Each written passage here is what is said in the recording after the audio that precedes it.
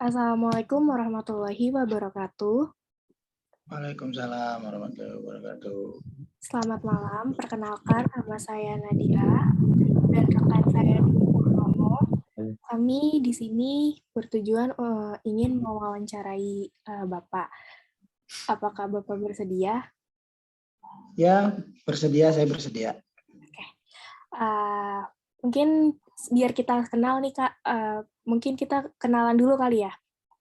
Ya, boleh. Saya ini namanya Balu. Pangkat saya masih Bribda. Saya dinas di Ditsamapta Polda Metro Jaya di Jakarta. Jadi Bapak ini sudah berapa lama kira-kira berprofesi di bidang tersebut? Saya dinas jadi polisi itu udah sekitar setahunan ya. Setahun dari 2021 saya udah dinas. Alasan Bapak kenapa milih profesi ini tuh apa gitu? Dan motivasi Bapak untuk memilih profesi ini tuh apa gitu? Oh, saya jadi polisi sebenarnya karena pengen bantu orang tua aja kan. Waktu itu saya udah kuliah, tapi saya pengen kerja. Saya cari kerjaan yang pasti aja. Saya daftar polisi, 2 kali gagal. Alhamdulillah nih yang kedua, sekali gagal. Yang kedua alhamdulillah lolos. Jadi gitu. Motivasinya ya karena pengen bantu orang tua aja. Oke, baik. Pasti kan sebelum jadi polisi sekarang itu kan Bapak tuh melalui prosesnya kan ya? Bisa sharing ke kita nggak Ya, prosesnya itu apa aja? prosesnya sih sebelum saya jadi polisi, saya waktu gagal tuh kuliah kan. Kuliah, nah selama kuliah ini buat mempersiapin tes tahun depannya, ikut seleksi selanjutnya, saya latihan. Mulai dari latihan fisik, kayak lari, push up, sit up, terus belajar akademiknya juga, soalnya kan ada tes akademiknya, terus belajar psikologi, tes gitu, dilatih. Udah sama jaga diri aja sampai waktunya tes, yang biar nanti pas waktu tes takutnya kitanya lagi nggak fit atau nggak sehat atau amit-amit kecelakaan gitu. Jadi persiapan buat tes sama jaga diri aja, jaga keamanan gitu. Oke, baik. Berarti untuk kita yang ingin mendaftarkan ke polisi itu harus jaga stamina tubuh juga ya? Ya, karena kan ada beberapa tes tuh yang memang kita tuh harus latihan, kayak misalnya tes fisik kan kayak lari, kayak push up, kayak sit up kan itu perlu dilatih kan, buat mungkin kalau orang yang udah biasa latihan, yang udah biasa olahraga itu ya nggak terlalu berat lah, tapi kan buat orang yang pengen tapi dia olahraganya kurang kan, ya mau nggak mau harus dilatih gitu biar memenuhi standar gitu. Baik, baik.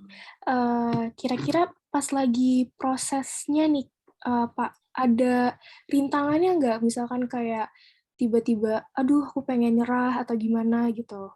Rintangan terberatnya. Ya, kalau masalah kayak gitu mah pasti ada ya, karena kan kita saingannya banyak nih. Hmm. Saya waktu daftar itu saingannya sepolda metro, ada berapa Polres ya, sekitar 9 atau 10 Polres. Itu banyak, total ada 5.000 peserta. 5.000 peserta kan, sedangkan yang keterima itu cuma 500, berarti kan kita harus bersaing kan. Sempat pengen nyerah karena kan nilai ngepres juga kayaknya, waduh ini kayaknya nggak bisa nih. Tapi alhamdulillah lolos walaupun di peringkat-peringkat bawah kan. Sisa yang ya mungkin hitungannya itu 20 terbawah lah. Tapi seenggaknya nama saya ada gitu. Oke. Berarti sempat melalui masa sulit juga ya? Iya, terus kan karena ya biar pas tes itu tetap fit kan, sedangkan yang namanya anak muda ada aja pasti godaannya, entah mau main lah, entah mau kemana ya kan. Itu Iya, jadi nggak, jadi dikurangin gitu, nggak bisa main kemana-mana karena ya amit-amit lah kan, takutnya lagi main kitanya apes, jadinya nggak bisa ikut tes nantinya gitu. Hmm, selama Bapak mengikuti prosesnya nih sampai sekarang udah jadi polisi, kira-kira ada nggak pengalaman yang berkesan banget gitu, yang diingat sampai sekarang gitu? Kalau pengalaman yang berkesan yaitu ya selama pendidikan sama pas dinas itu pasti ada ya, kayak pas pendidikan tuh kita kayak apa-apa tuh bareng selama pendidikan, satu salah salah semua. Jadi satu orang bikin kesalahan yang sebenarnya sih kesalahannya nggak fatal-fatal banget, tapi karena sebagai bentuk teguran sama ya kita nyebutnya jiwa korsa lah. Jadinya ya kita kena semua biar bisa saling ngingetin. Itu cukup berkesan sih karena waktu pendidikan cukup sering begitu. Oke, baik. Apakah Saudara Dwi ada yang ingin ditanyakan?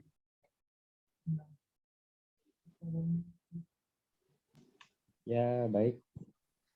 Hmm.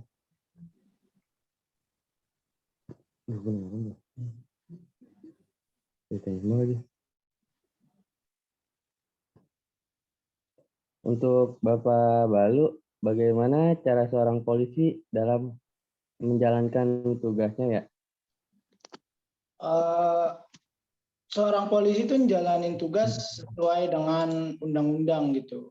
Undang-undang tahun 2002 kalau nggak salah deh. Ntar saya searching dulu. Undang-undang kepolisian. Undang-undang kepolisian. Jadi kita di situ bertindak dalam melayani, mengayomi, dan melindungi masyarakat itu sesuai dengan Undang-Undang Nomor 2 Tahun 2002 tentang Kepolisian Republik Indonesia.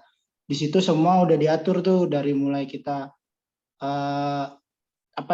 bertindak ketemu kasus yang kayak gini, dari yang sekiranya ini mah aman gitu sampai yang parah banget itu semua diatur di Undang-Undang Nomor 2 Tahun 2002 tentang Kepolisian Republik Indonesia. Itu. Jadi polisi pun kalau bertindak dalam bertugas ada landasan hukumnya, ada dasarnya. Jadi nggak semata-mata, wah kita pengen kayak gini, yuk kita gini gitu nggak bisa. Karena emang harus ada undang-undangnya. Dan yang paling gampang itu ya kalau ada perintahnya, ya kita jalanin. Dan perintahnya dari mana? Perintahnya itu berdasarkan Undang-Undang Nomor 2 Tahun 2002 tentang Kepolisian Republik Indonesia. Di situ. Selanjutnya, pengalaman yang paling berkesan untuk Bapak selama menjalankan tugas. Ada nggak, Pak? Yang paling berkesan itu ya waktu yang kemarin 11 April kan. Karena selama saya setahun dinas itu kan belum pernah tuh saya ngerasain yang namanya demo chaos ya kan. Nah di situ tuh saya ngerasain gimana rasanya ada di medan chaos gitu kan, dari masa yang lempar-lempar batu, kitanya juga nggak bisa ngebales ya kan, karena kita dalam bertugas nih untuk Kapolri yang sekarang menekankan untuk tetap humanis gitu. Jadi kita nggak boleh nih kalau misalnya masa kayak gitu, masa chaos, kita nggak boleh mukulin. Kita cuma cukup berlindung diri aja, jangan sampai kitanya yang terluka. Ya pada intinya mah kita tugas waktu itu ya, waktu 11 April, cari selamat diri aja. Ketimbang kita ngejar mahasiswa, ngejar masyarakat kayak gitu kan, ngapain capek, mendingan kita ya udahlah kalian juga udah capek, saya juga udah capek jaga dari pagi, udahlah ngelindungin diri aja. Itu lumayan berkesan sih karena pertama kalinya saya dinas itu ngeluarin tameng apalah segala macam peralatan tuh pakai gitu. Biasanya kan saya jaga demo nggak pernah pakai itu karena eskalasinya berbeda kalau yang itu. Ya. Untuk Nadira, ada lagi? Ya, Pak, aku izin bertanya lagi ya. Ya, silakan. Kan kalau misalkan seorang polisi nih ya Pak, dia melanggar kode etik profesinya, apa itu akan diturunkan jabatannya atau diapain tuh Pak? Oh, kalau ada polisi yang melanggar lah ya, yang istilahnya bertindak tidak sesuai dengan seharusnya, itu kita ada sidangnya, betul ada undang-undang kode etik namanya kalau di kita sendiri, dan itu internal aja. Dan kalau sidang kode etik itu biasanya yang apa ya, yang menyidangkan atau yang menyediakan sidang tersebut itu ada dari bidang kita sendiri, Propam namanya, bidang profesi dan pengamanan. Nah, itu khusus untuk internal kita aja. Jadi kalau misalnya ada polisi yang melanggar tapi yang sekiranya fatal banget kayak model tindak pidana, itu bisa 2 kali sidang. Pertama sidang kode etik, terus yang kedua sidang pidana. Nah, untuk hukumannya itu tergantung dari eskalasi kasusnya. Kalau sekiranya kasus ringan sampai sedang, mungkin penundaan pangkat. Tapi kalau sampai kasus yang berat gitu kayak entah ikut dalam pembunuhan, misalnya kayak pembunuhan yang berencana gitu, tapi di luar tugas, atau apapun yang sekiranya fatal lah yang dilakukan oleh anggota polisi, itu mungkin bisa dipecat. Disebutnya PTDH, pemberhentian dengan tidak hormat. Tuh. Nah, setelah diselesai sidang kode etik, hasilnya misalnya dipecat. Nah, terus ada sidang pidana lagi, nanti dia jalanin sidang pidananya lagi. Tuh, untuk hukumannya ya sesuai dengan undang-undang yang menjeratnya gitu, yang kayak misalnya dia kena pembunuhan ya udah kena pasal pembunuhan gitu. Di kode etiknya pun juga ada undang-undangnya gitu. Oke, baik. Kalau gitu, kalau dari aku sih sudah cukup. Kalau buat Saudara Dwi, apa ada yang ingin mau ditanyakan lagi? Iya, kalau ada yang mau ditanya, tanya aja nggak apa-apa. Lagi Pak, harapan Bapak untuk kedepannya gimana ya untuk seorang polisi? Oh, maksudnya untuk polisinya sendiri gitu? Iya. Ya, saya harap sih buat di instansi saya nggak bohong lah. Yang namanya setiap instansi itu kan masih ada kurangnya, banyak kurangnya. Ya, saya berharap sih yang udah bagus dipertahankan, yang harus diperbaiki ya perbaiki. Kita pun juga nggak bisa jalan sendiri, harus ada peran masyarakat yang mendampingi gitu. Jangan ragu, jangan segan buat kalau misalnya di jalan ketemu polisi yang sekiranya, wah ini nggak sesuai SOP nih, ini nggak sesuai dengan polisi seharusnya, itu kita sebenarnya ya, kita tuh open dengan teguran kayak gitu, karena kita nih nggak bisa berjalan sendiri, kita nih harus ada yang mengawasi.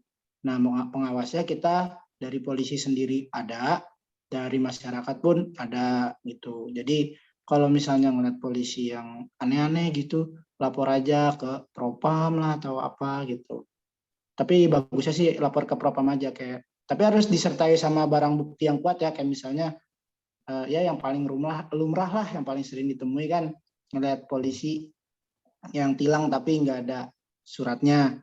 Itu nggak apa-apa ditanya. Kalau saudara siapa tadi Nadira sama Dwi Purnomo ini diberhentiin, ditanya aja, Pak, sekiranya mencurigakan ya ininya, ditanya aja, Pak, saya boleh lihat surat perintahnya Pak kalau untuk operasi di sini. Nah, kalau dia nggak bisa nunjukkan, itu silakan boleh dilaporkan, tapi dengan bukti yang kuat gitu, kayak misalnya di video lah atau siapa yang kayak gitu, dilaporin ke kantor polisi, ke polsek, ke Polres terdekat, itu ke bagian Bitpropamnya itu. Itu tips aja dari saya mah gitu. Kalau emang mau melapor gitu. Oke, baik. Ya. Untuk motivasi untuk anak muda nih Pak, kan sekarang banyak nih yang daftar ke Akmil atau Akpol, motivasinya tuh yang bisa Bapak bagikan ke mereka tuh apa, biar mereka tuh kayak pantang menyerah walaupun udah gagal tapi tetap coba berkali-kali gitu. Oh, ini buat adik-adik saya yang pengen daftar polisi, yang mau daftar TNI tapi masih belum dapat lah ya. Jangan nyerah gitu, jangan nyerah sama mimpinya sendiri. Gunain waktumu, gunain waktunya semaksimal mungkin. Gak masalah, jangan takut gagal. Karena kalau gagal, seenggaknya kamu berjuang di mimpimu sendiri, di titik tertinggi yang bisa kamu capai di mimpinya. Udah itu aja sih. Jangan nyerah intinya mah. Nggak ada yang rugi ngejar mimpi tuh beneran. Oke, baik. Mungkin sekian sekian wawancara dari kami, kurang lebihnya mohon maaf. Terima kasih banyak Bapak udah meluangkan waktunya untuk kami. Ya, sama-sama. Makasih Makasih, juga Pak, ya. buat mau wawancarain gitu. Terima Ya. kasih banyak. Bapak dengan profesi yang saat ini berjalan dengan lancar. Ya, Amin. Amin. semoga lancar terus, sehat selalu ya Pak. Ya, amin. Makasih. Semoga tugasnya juga cepat kelar, cepat pada lulus. Amin. Tuh. Makasih banyak Amin. Bapak. Terima kasih, Pak. Yuk. Oke.